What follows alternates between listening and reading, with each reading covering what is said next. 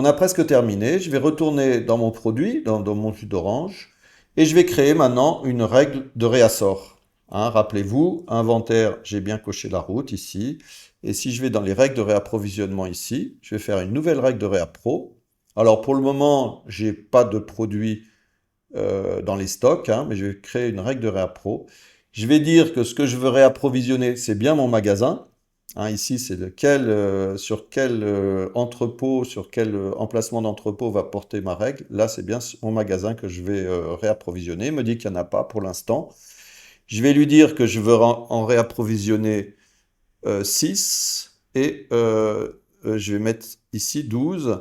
Et je vais surtout dire quelle est la règle de réapprovisionnement, la route que je vais utiliser. Hein, donc ici, j'ai affiché les routes ici dans les paramètres optionnels. Et ici, je vais sélectionner la seule route que j'ai sélectionnée, qui est paramétrée pour ce produit-là. Donc voilà, ça veut dire que cette règle, si elle va se déclencher, je pourrais la déclencher automatiquement. Là, il a vu qu'il n'y en avait pas, et il a vu que le stock mini c'était 6, donc ça veut dire que dès que le stock physique disponible est en dessous du stock mini, il va la déclencher. Là, c'est 0, là, c'est 6, donc c'est bien inférieur à 6, donc il me propose de commander. Si je le fais, je peux le faire manuellement, ou je peux aussi attendre que Odoo le déclenche avec ce qu'on appelle un cron, c'est-à-dire une action planifiée qu'il exécutera chaque jour. Il va aller regarder tous les produits qui sont en demande, comme ça, de réassort automatique, et il va automatiquement créer les documents nécessaires. Alors, si je clique sur commander, il va aller créer, et on va le voir, un bon de livraison en attente à partir du stock virtuel, et un bon de réception en attente pour attendre les produits qui vont arriver dans le magasin. On va le créer, on va commander. Alors, il n'y en a nulle part en stock, donc il faudra quand même qu'on alimente les stocks pour qu'ils puissent l'exécuter, mais ça ne l'empêche pas de créer les documents. Donc, je crée, on voit qu'il a commencé à créer des documents de transfert ici.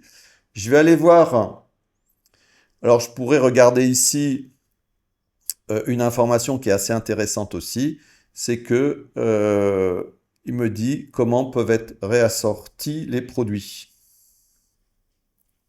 Voilà, ça c'est vraiment si on veut modifier ou faire des réassorts manuels. S'il y avait des produits qui étaient déjà en attente et tout ça, tout sera indiqué ici. Donc là, on a une analyse assez détaillée de tous les entrées-sorties prévisionnelles du produit. Maintenant, vous voyez que d'ailleurs, on a dit que les prévisions, ça sera 12. Pourquoi 12? Parce qu'il y en avait 0. Quand il fait une réappro, il complète le stock mini jusqu'au max. Comme il n'y en avait pas en disponible, il en a commandé 12. Hein, donc en prévision, c'est 12. Ça veut dire qu'une fois, ça veut dire qu'il y a déjà un bon de réception en attente lié au magasin qui attend 12 produits. C'est ça les prévisions. Hein, si je clique ici, on voit bien qu'il y en a 0 disponible et qu'il y en a 12 des rentrants. Si je regarde les rentrants, on voit que là, il y a bien une entrée de stock qui est prévue de 12 unités, le 7 pour 12. Et donc, le stock théorique après cette réception, ça sera bien de 12 unités. Voilà. Je vais maintenant retourner dans mon produit. J'ai plutôt, à partir de cet écran-là, je peux le faire aussi. Hein, je peux mettre la quantité à jour.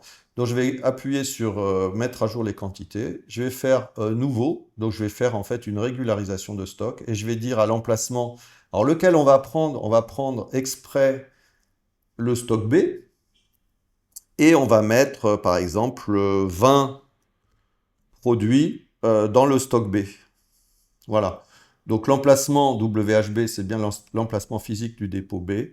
Et la quantité inventoriée, donc la quantité disponible, hein, c'est 20. Maintenant, on va aller regarder dans la vue d'ensemble ici. On voit qu'il y a la réception du magasin. Alors je vais classer ça par entrepôt. Comme ça, on aura nos 4. Le magasin où on vend, le dépôt A, le dépôt B et le dépôt virtuel. Et ce qu'on voit, c'est qu'il a créé un bon de livraison à partir du dépôt virtuel et un bon de réception à partir du magasin. Je vais ouvrir le bon de livraison en attente du dépôt virtuel ici. Je vais décocher prêt et je vais le voir ici. Quand je vais cliquer dessus, on voit que je peux valider cette livraison, qui est un out ici. Pourquoi? Parce que les produits sont disponibles. Et si je vais dans le détail ici, on voit que les produits seront bien sortis du dépôt B. Il les a bien trouvés dans le dépôt B. Donc je vais valider mon bon de livraison. Maintenant, mes produits sont débités du stock. Ils sont en zone de transit. Je vais aller dans ma vue d'ensemble. Je vais cliquer sur les réceptions en attente, ici. Et je vais dire que j'en ai bien reçu 12, ici, qui viennent donc du dépôt virtuel, ici, dans mon magasin. Et donc, je vais valider la quantité après l'avoir vérifié. Je valide. Et maintenant, dans mon magasin, si je retourne dans mon produit, je vais voir ici, si je regarde ce qu'il y a en quantité, il va me dire, si je vais mettre la quantité à jour, par exemple, il va me dire que dans mon magasin, il y en a 12 et que dans mon stock B, il n'y en a plus que 8. Voilà, j'espère que je n'ai pas été trop long, mais et que ça a été suffisamment clair. Voilà comment on peut régler le problème d'une réappro à partir de 2 dépôts qui pourraient contenir potentiellement le produit qui nous intéresse, mais on ne sait pas précisément s'il faut s'approvisionner à partir du dépôt A ou du dépôt B.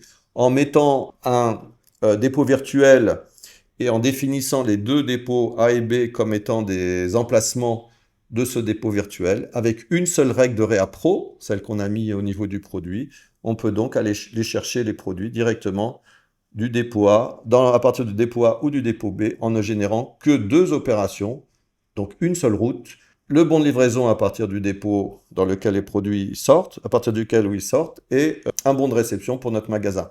Merci, je vous donne rendez-vous dans une prochaine vidéo. À très bientôt.